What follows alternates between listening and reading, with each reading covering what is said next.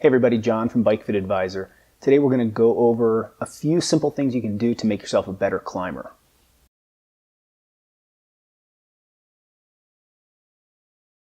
Now, just like anything, this is not going to be a completely comprehensive list. This isn't going to give you necessarily a step-by-step protocol for getting to be this expert climber. However, I've found that these 4 or 5 things will go a really long way towards improving your ability.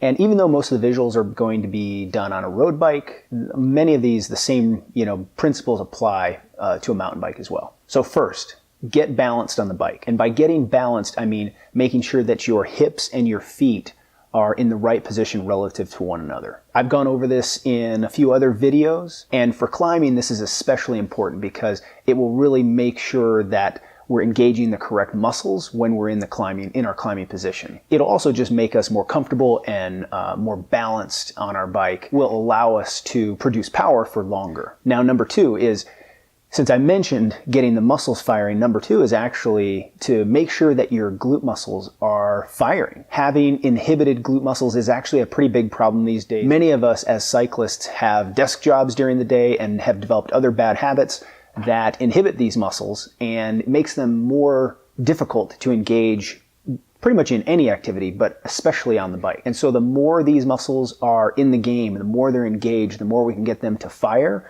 the better off our riding position and especially our climbing will be. Number 3 is to get comfortable moving from sitting to standing on the bike, and also to improve your balance in standing. The transition from sit to stand on the bike can really be difficult or a challenge for some. The trick is to be able to maintain your momentum and to change gearing at the same time that allows you to sort of keep your cadence going. And there are many ways to go about this, but my preferred method is to be in a gear while I'm seated that allows me to be turning the pedals over reasonably well. If I'm on a steeper climb, they might drop down to the low 80s or high 70s.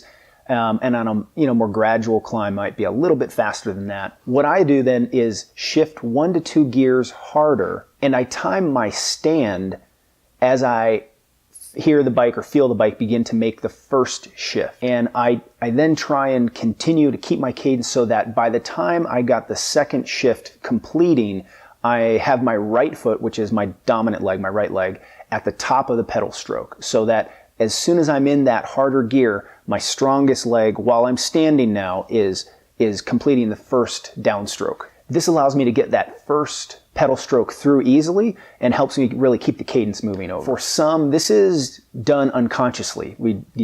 Many people have no problem with this whatsoever. For others, it's a real challenge, and so it can take practice in some instances to get that timing down and to end up in the right gear. And that leads me to point number 4 here, which is to practice climbing and standing. But it's not that simple. You can't just stand up and start climbing all the time. What I would recommend actually is doing it in short bursts, almost like intervals, where you're climbing in seated and in standing during a climb or during a ride, but you're doing so at sometimes low cadences and sometimes at higher cadences. I like to train different cadences in standing because it allows for a wider ability in your balance while you're standing on the bike. And one aspect of this that I can't stress enough is to focus on that low cadence for a bit, because sometimes there's real benefit to kind of grinding out at least a short section of a climb.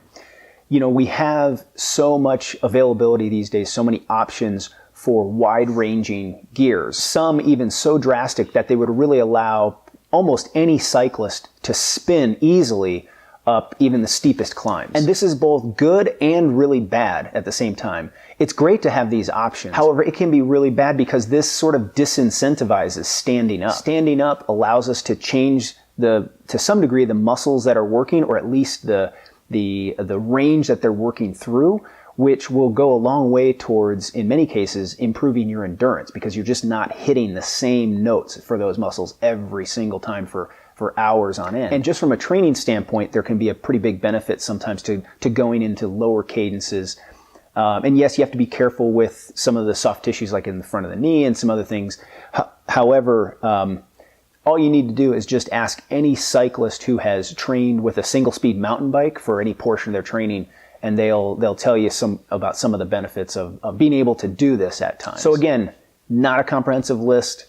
There's many more things that you can do, and I'd be interested in your thoughts. What are some of the things that you do or experiences you've had in improving your climbing? Put those in the comments below. So in about a week, I'm going to put out a video of kind of my favorite off the bike exercise that I do, and it pertains here because it's one that does a really good job of helping to retrain the glute muscles like we talked about.